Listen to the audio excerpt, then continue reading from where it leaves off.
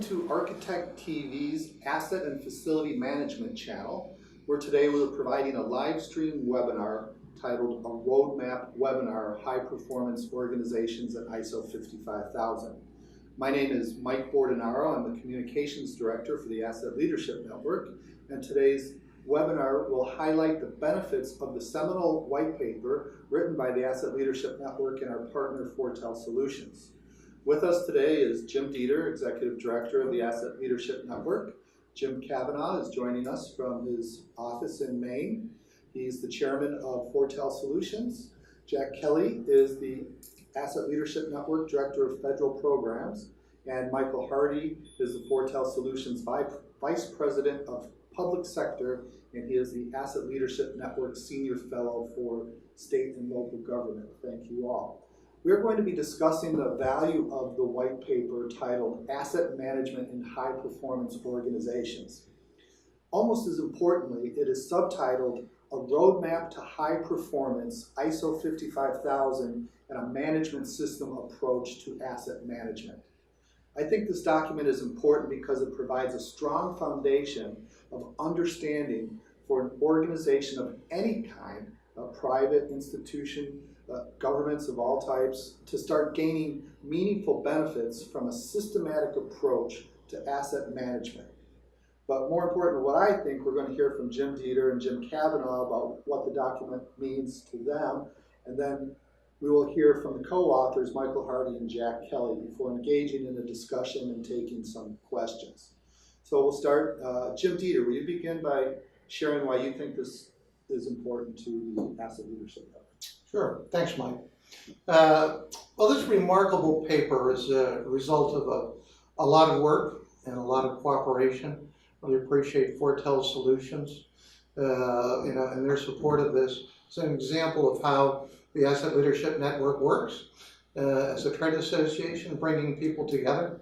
And it's really all about the amazing opportunity presented by ISO 55000 in asset management. This remarkable paper takes us in some depth into the background of where this management system approach to asset management came from.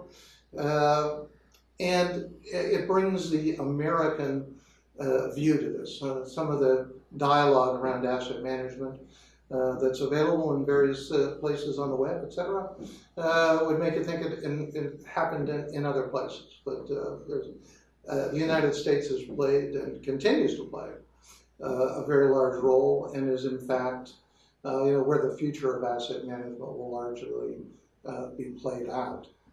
I always like to say that asset management is in the context of any organization needs three things: people, money, and stuff. And we really manage people very well. We manage money very well, but our approach to managing the stuff, the assets, has been very diffuse and not done with a management system approach. And there's just great value that can be realized from organizational assets. And that's what the Asset Leadership Network is about. That's what Foretell Solutions is about. And more importantly, it's for today's topic, it's what this paper is about. It will really provide some great background for your organization in terms of how to think about asset management and the kind of difference it can make in your organization. Excellent. Jim Kavanaugh, why was this important for Foretell Solutions to be involved in? So we're very excited to talk today about how clients can move from tactically managing their assets to high-performance organizations that are using strategic asset management as a means to develop capital investment strategies that align with their business goals and objectives. Excellent.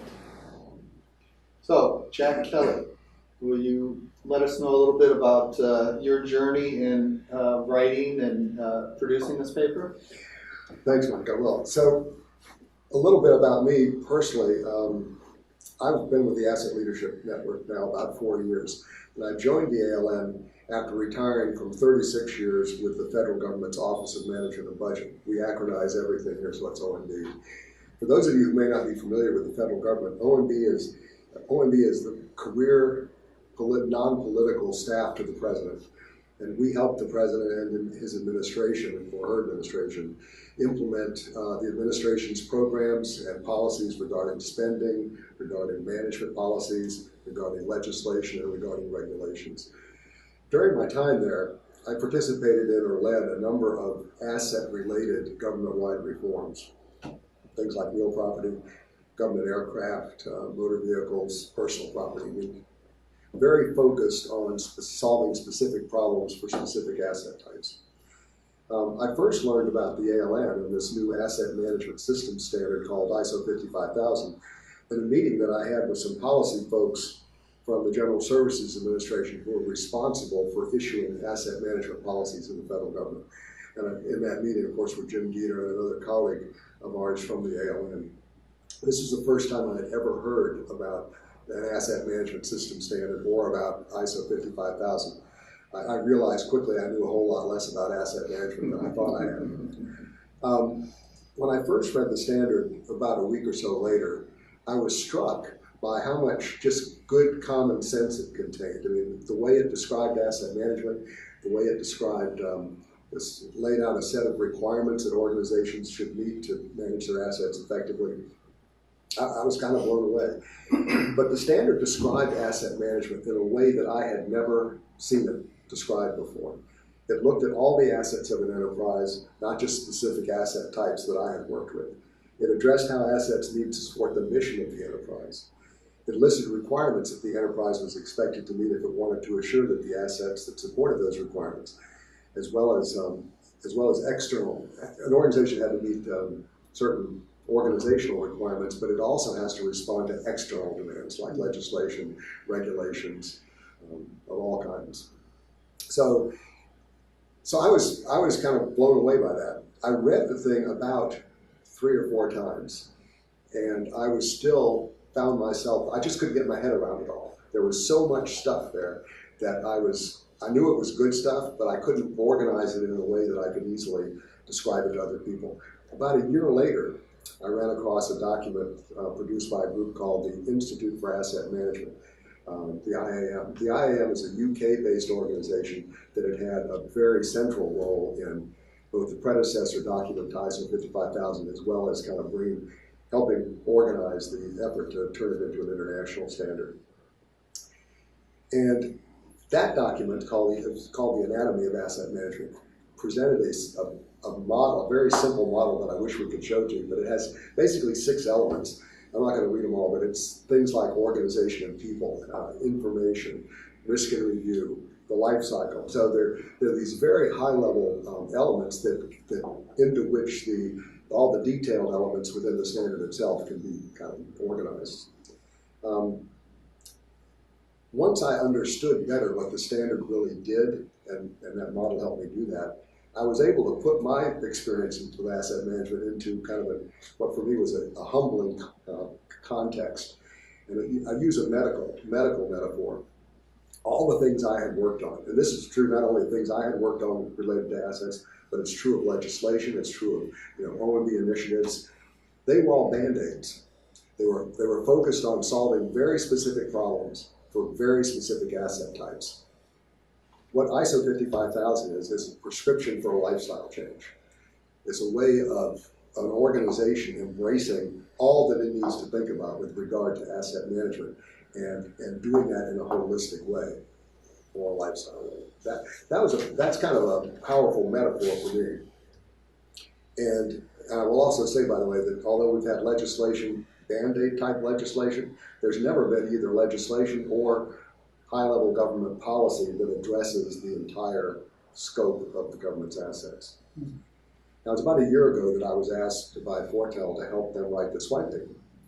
And when I first had that opportunity, the very first thing I thought about was, well, this is going to be I'm really curious as to how this standard came together. I know it just didn't, just wasn't written by a bunch of guys sitting around a room and just thought, well, what are we going to write today? It actually had some history behind it. So I wanted to spend some time learning about that history. And the history it's much more complex than I had thought. but it's fascinating. I'm not going to go through it all here because I think the white paper does a good job of doing that, but suffice it to say that what you realize is that this document came together from a lot of smart people around the world representing a lot of different asset-related disciplines and bringing their knowledge together in a way that produced a really powerful document.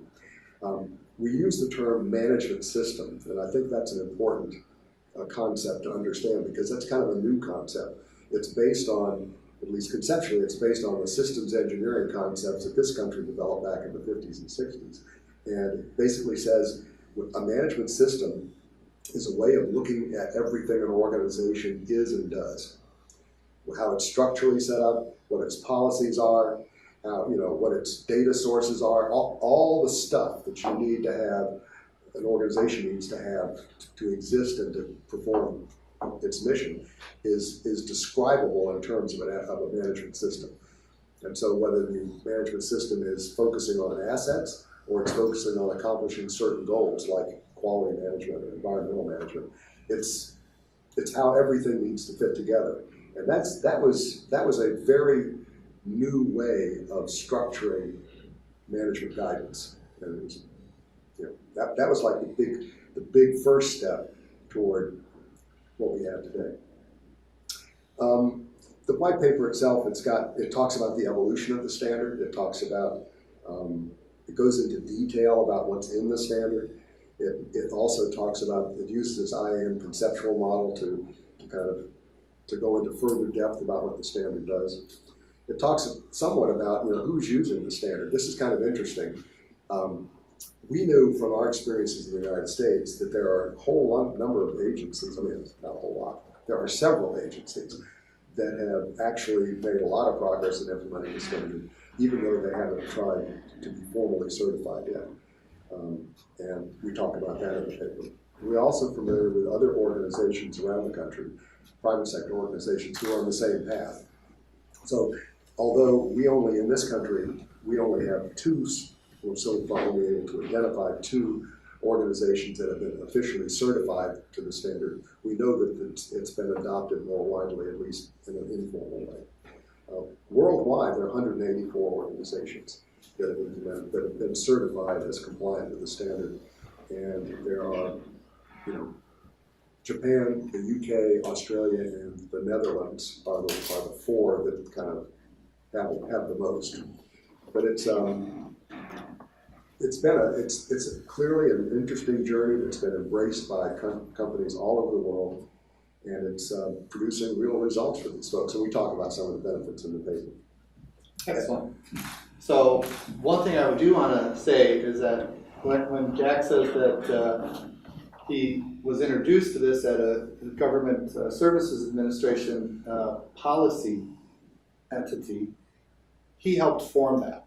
And so when he says that this is a lifestyle prescription, we should listen to this man on that. And it's maybe time for the United States and others to change their lifestyle. And the white paper provides the foundation for people to make that type of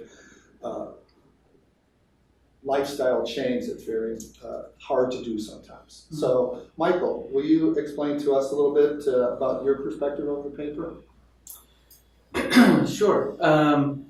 So I looked at the opportunity to do this really coming from a place of seeing customers struggle. Frankly, that's my role at Fortel is looking at and supporting the public sector. So I have a range of customers from municipal governments like District of Columbia, federal agencies, state agencies, everybody just struggling with asset management. Like, is it maintenance? Is it a financial exercise? Is it a management exercise? Trying to understand a lot of prescriptive details. They need a better work order system. Everybody looking for this key that's going to unlock the lock and make it all be magical.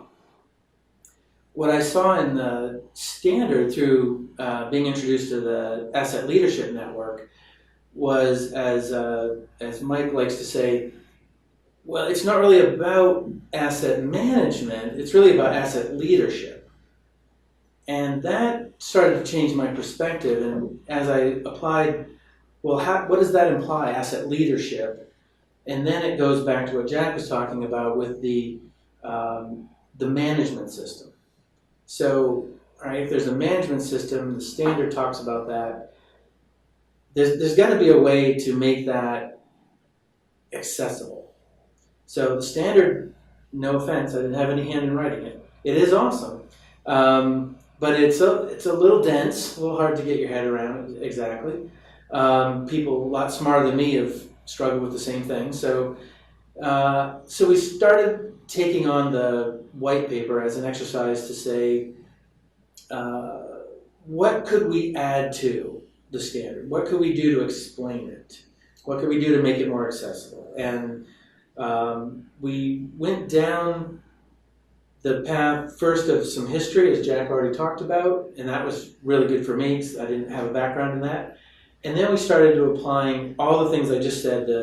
So what's the difference between asset leadership and asset management? What's a management system? What's it for? Then what's a strategic asset management plan? And finally coming around to what's really at issue for most organizations is performance. What you're really trying to do is perform. You're not trying to manage assets because you're supposed to, or that you just, that's somebody's job, so they have to do it. Everybody is working to try to achieve a level of performance that helps them fulfill their mission.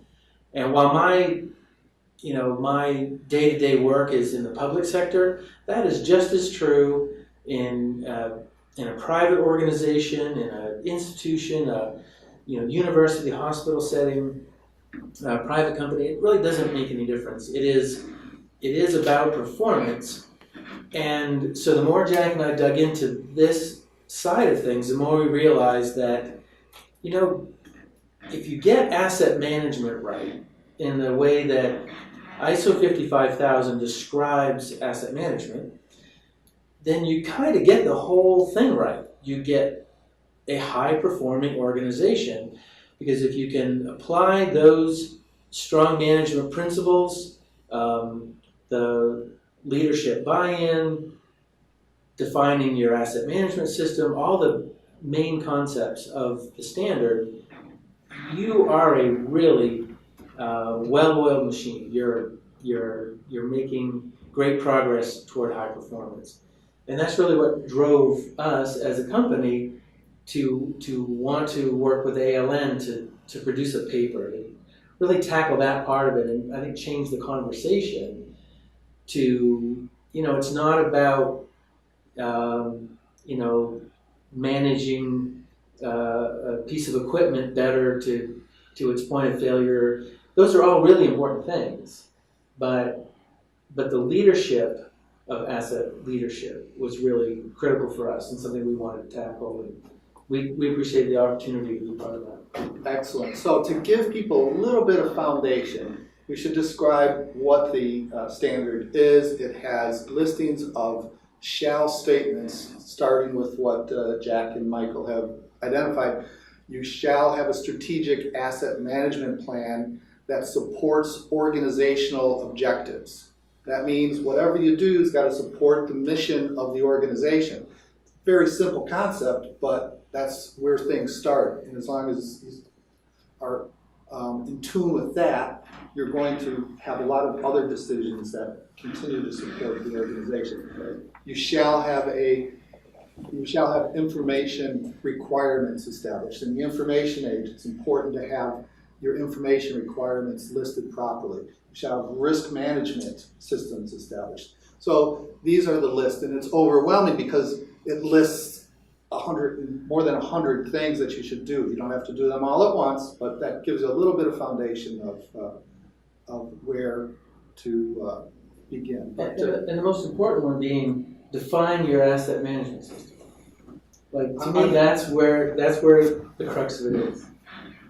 Jack? So just to amplify what Mike said, these shall statements are essentially a set of requirements that organizations are expected to meet if they're going to be successful in getting their jobs done. and managing your assets.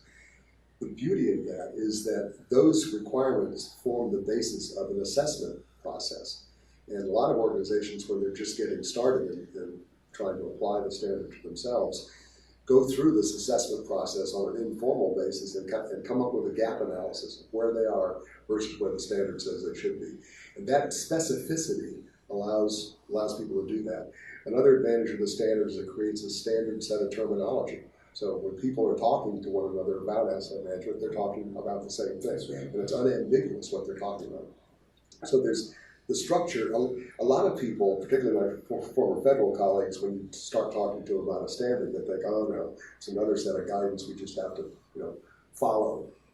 Yes and no. It doesn't tell you how to do those things. It just says you need to do them.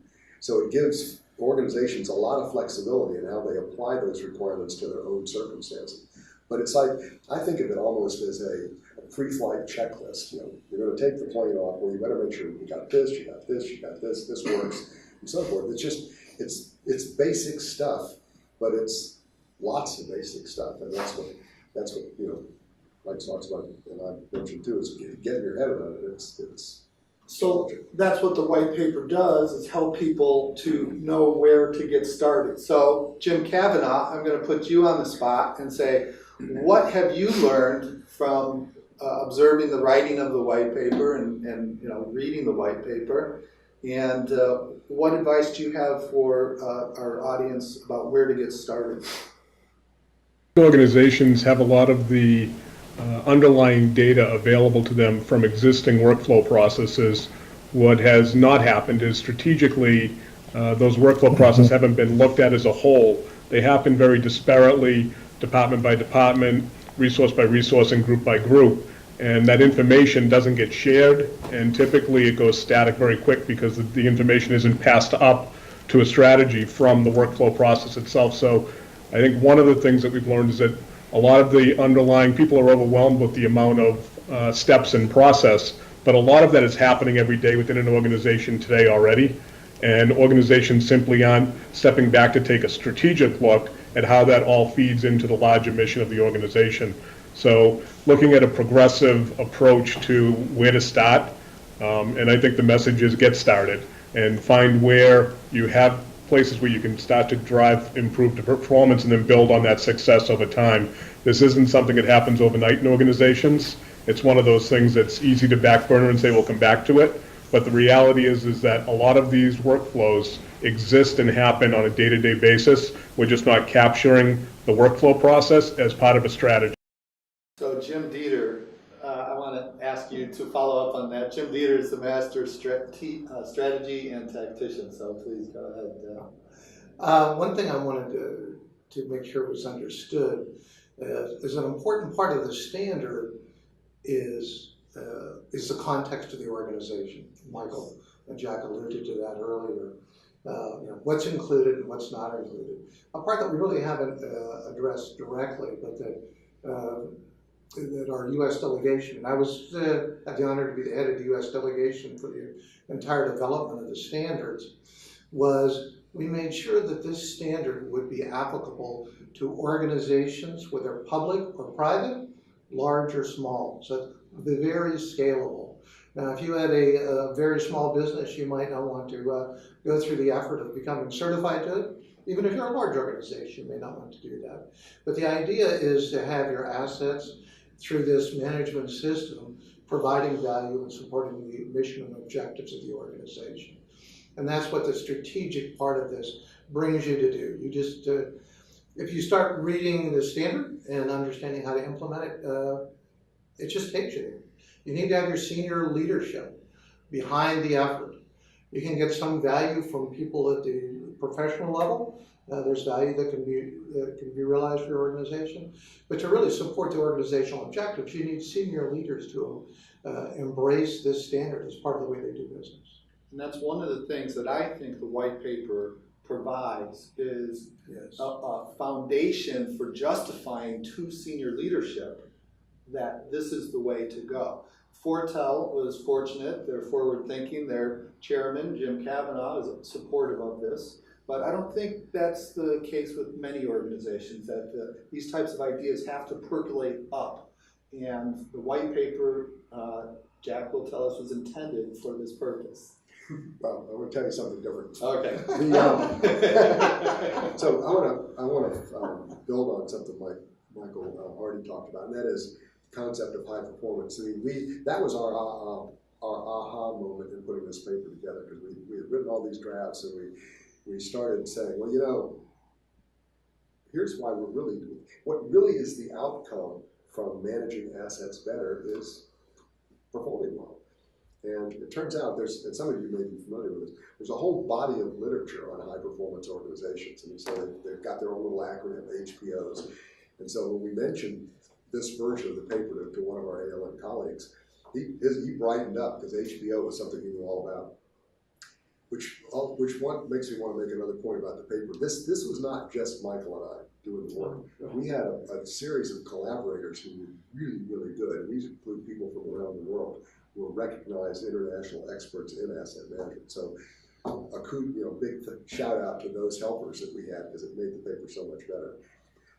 But it turns out this literature, that there is a ton of literature on high performance organizations, and it's all about behavioral things. You know, you should have line of sight, you should have accountability, you should have all these characteristics of good organizations, which are extremely important, but there's no mention in any of that literature that I saw how you actually translate that into the assets and how you manage the assets that help you get your job done. It's like, just do these good things, smile at one another, have collaboration meetings, and wonderful things occur. Well, you have to do more than just that, and that's what the standard talks about. So it's to me it is the most powerful document I've ever seen to help organizations organize and manage their activities to achieve the results they intend. I was at an event the other day where people were talking about the president's management agenda and talking about this website, performance.gov. So you've got presidential priorities, you've got agencies that have identified metrics against which they want their performance judged with regard to those priorities, and you can see all this on a big website. The thing that's missing from all of that is something that's embedded in the standard, and that is what they call the review part. That is, you have to have those data systems audited. You've got to make sure that the data that shows up on your performance website is actually coming from someplace real and is manipulated properly to produce a credible result. And the government almost never does that. So, Michael, in terms of your client's perspectives, if you want to put yourself in their shoes, how do you think this white paper is beneficial to them? Well, I'll say, if I could kind of conflate the white paper to the standard, to the point of all of it. So I've seen several interesting examples right now that I'll see if I can touch on quickly. One was, first of all, when we published the paper in May, I think, we got quite a lot of feedback on the paper from folks. The one that I remember came back right away from a fellow named Kyle Christensen, who works at ADI Consultants, and they've been very involved in all kinds of the asset management space for a long, long time. Do a lot of condition assessments and stuff, and they're a Fortel partner. And he wrote back to me immediately how they were taking the paper, they were running using those concepts. He was doing an internal presentation on adoption of ISO 55000. He had been, I think, out to Columbia, Missouri, doing a presentation, and had used the paper as a foundation to do that. And that's just, like, on that side, that's a almost personal side, just really gratifying to see somebody just grab what we had worked so long on to start to apply it. But that's just really the tip of the iceberg. We got scores of comments back. Some people suggesting some things we missed, and others saying how they were using it, and don't forget this in the next revision and all that kind of stuff. And then when I started looking at customers, I think of like DC government, which is very much in the the high performance government space, as almost anybody I've seen. There's some recent successes folks may have read about. Certainly DC's reputation from 15, 16 years ago was of a failed organization, and the municipal bonds were junk status and all that sort of thing. And in a little over a dozen years have completely changed the trajectory, about as 180-degree change as you can have. And now, by all the rating agencies are at really at A or AAA, depending on what they have. And if you look through the explanations of how DC made that change, a lot of it is financial management. A lot of credit goes to the way that the district has taken on their asset management program, and that starts certainly with Mayor Bowser, but it also is Jeff DeWitt as the CFO, and David Clark, and several others in that organization. I should stop mentioning names, that's dangerous. But there's all of these folks are really committed to understanding strategically the needs of the District of Columbia and how assets play into that. The rating agencies recognize their attention to this topic, and cited that as one of the factors, a big factor in how they were able to turn things around, which is, of course, lightning speed for any city to be able to do that. But I also think about Park Service. So the National Park Service has been in the news the last couple of years about crumbling infrastructure and an ability, lack of ability to really understand asset, the condition of their assets and how to take care of it. But we've been working with them now for 2 or 3 years, and what we see is a little different story. And I think it does tie back to ISO 55000, in that they have a program now called Revamp, which is taking a very mature, one of the most mature asset management programs that I know about, and they're now reimagining that to say, establishing asset management was a great thing and it got us to a certain place, but now where can we go from here?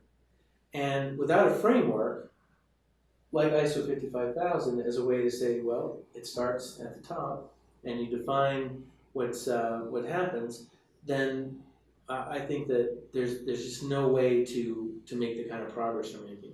And speaking of ISO 55000, go back to DC government. They sponsored an ALN training program that was the first of its kind professional accreditation, A55K, that the Andrew James Group had developed the training for with the ALN. And DC sponsored the first training of that, and had 10 people or so, I think, from DC staff, that they paid to have sit there for 4 pretty long days, and really start to tackle it. So I'm just seeing at every level, I could mention several others too, but at every level people really taking it seriously. Jack Kelly, the white paper touches on other entities that are using it. Can you talk a little about those? Yeah, so we, Jim and I have been around talking to a number of senior federal officials and trying to promote the standard. And we were, the response is generally kind of mixed, but kind of muted, because a lot of agencies actually do a lot of the things that the standards say they should do. Mm-hmm. So it's not like, we're coming at them with something that they immediately see the value in, but I think that they just need to spend a little more time.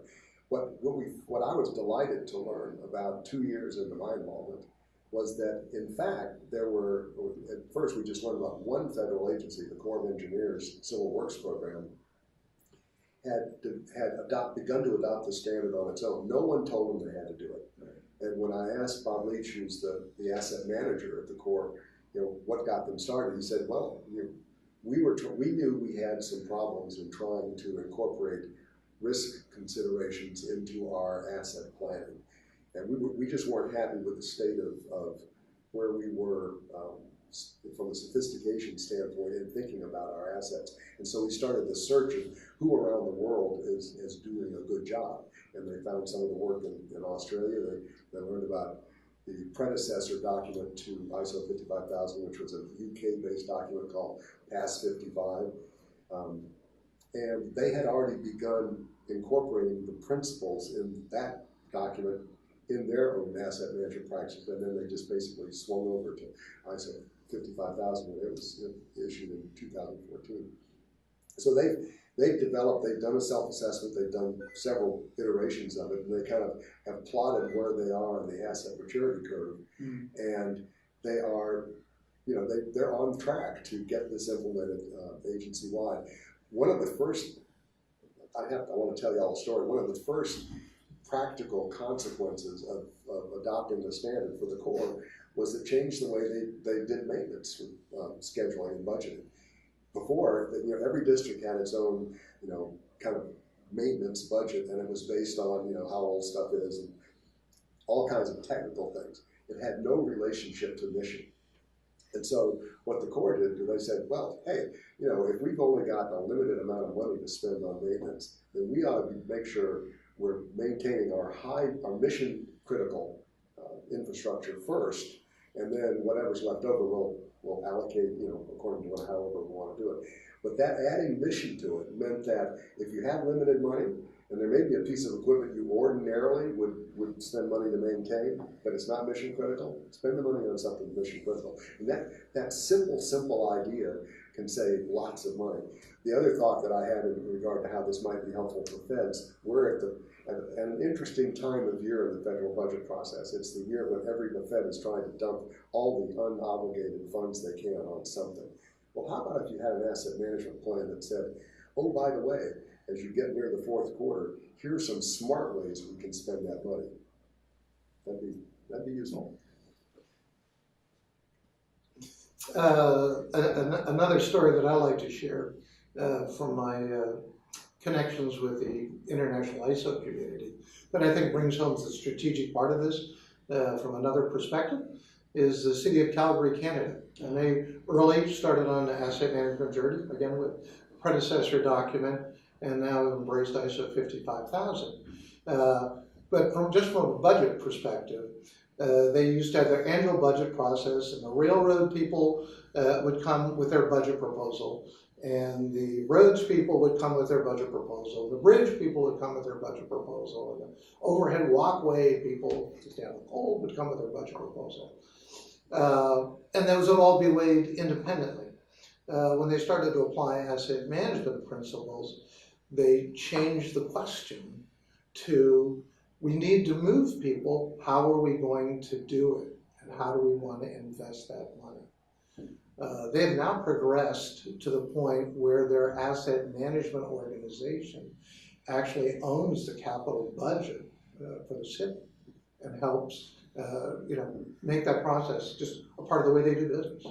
Interestingly, the city of, the District of Columbia, their asset management initiative is coming through the Chief Financial Officer's office. So that might be a little insight to people about where to get started. But Jim Kavanaugh, I wanted to ask you, as a chairman, what do you think the paper offers other executives who are looking to justify or to move forward with gaining benefits from new approaches? I think historically we've looked at capital planning as a standalone process and really focused on asset life cycle, and being able to shift that discussion to a more strategic dialogue around an organization's business goals and objectives and how your capital investment strategy can align with that is the story that everyone's trying to tell now.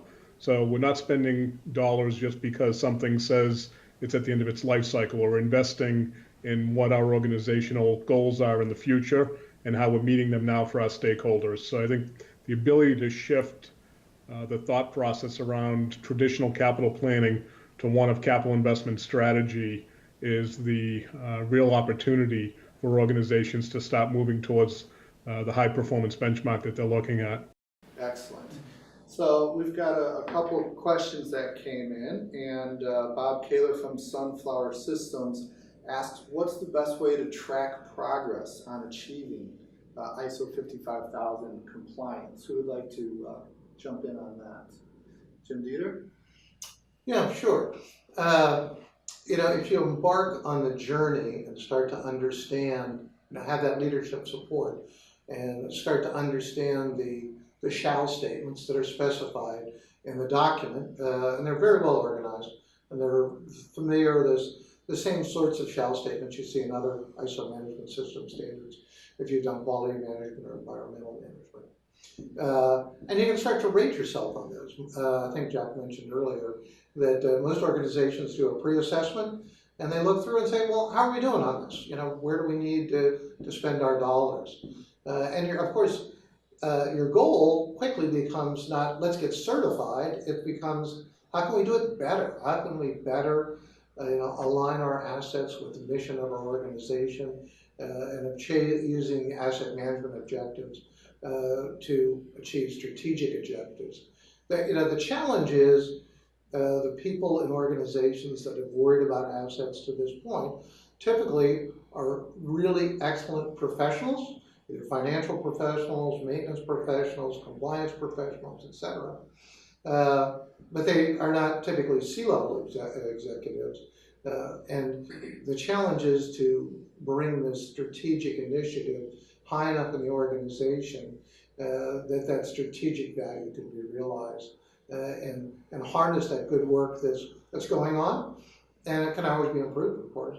But to bring that information to decision making at the highest level of the organization.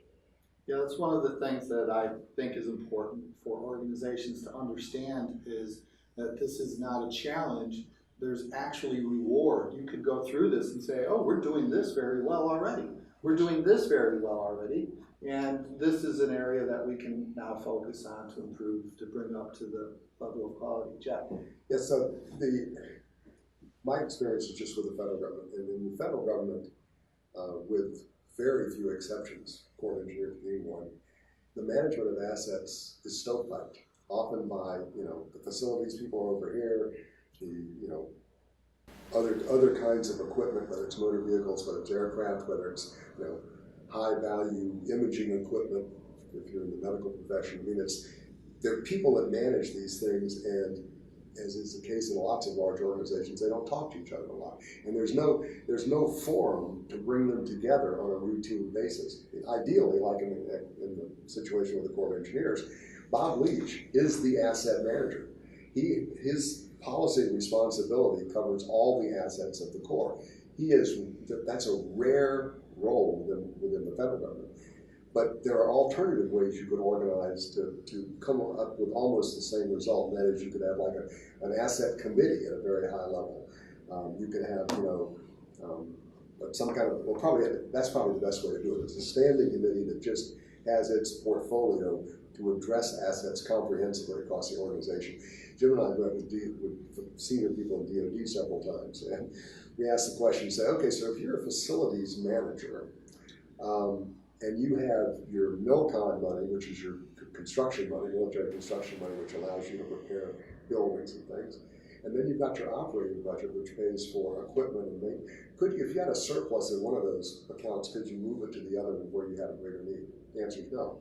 So we create those kinds of barriers to optimal management within the federal government. I don't know if businesses do this in the private sector, but we've got a lot of embedded ways of doing business and ways of budgeting money that have grown up over the years that are serious barriers to good asset management. But the beauty is we now have a standard that tells us that. We now can say, hey, if we look at it in the sensible way of looking at it, we can understand where those barriers are, and hopefully someday we can start tearing them down. Just a couple things. One, quickly, also, off what Jack just said. The idea of the stovepipes, of course, is really common and people specialize and there's reasons for that. But again, using DC government as an example, they went, because it's out of the office of the chief financial officer, they were able to allow the kind of workflows. Jim Kavanaugh talks about, talks to us about workflows all the time at Fortel, because it's really where things get done. That's why they're called workflows. But they were able to take an abstraction essentially above that to say the workflows happen across fleet, across utility infrastructure, buildings, so on and so forth. And one of the genius things they did was bring those things together. So when they do their capital forecasting, it is more like what Jim Dieter was talking about, where they're able to not look at these specific slices of asset types, but they're able to plan across the whole thing. I think that was an important thing. I didn't think that off of what Jack said. But going back to your question about how to track it, I think for the consulting community, the technology community that's involved in supporting these customers, I think it is on us, and I've seen it even at Fortel, to start to put things in place that are about managing that progress. So there are some established ways. It's already been talked about, like the asset maturity model. There are some frameworks for that, but I think I'll just speak for ourselves. What I see all the time, even this week, I've seen 2 other examples of it, from where everything from our pricing model to the way that we do onboarding of customers to the way we're setting up, certain kinds of account management functions. These things are all in the conversation of our customers are going to want to follow the framework of ISO 55000. How do we support that? So it isn't even about Fortel being ISO 55000 anything. We're not trying to be certified ourselves or do anything. But we are infusing it into the conversation about how do we do our functions in support of customers, because we make the initial assumption that they're going to want to do ISO 55000. They're going to want to follow that. They may want to follow it through to certification. That's great, which we don't even do, so they'll do that somehow. But we're going to support that one way or the other.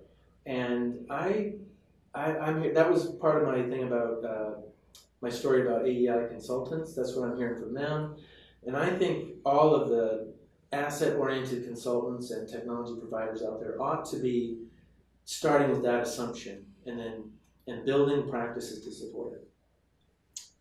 If I could piggyback off that, I think a concept that we've talked around but haven't specifically said, and we've had a little bit of focus on certification, but when we were developing the standard, we really wanted to emphasize that it was about the value to the organization. Mm-hmm. Certification is a great thing if there's a reason for you to be certified. Right. If you're, and there's lots of really good reasons to follow standards in general, because you're able to say, when somebody says, why are you doing something? You can say, I'm following leading international practices specified in this standard. Yeah.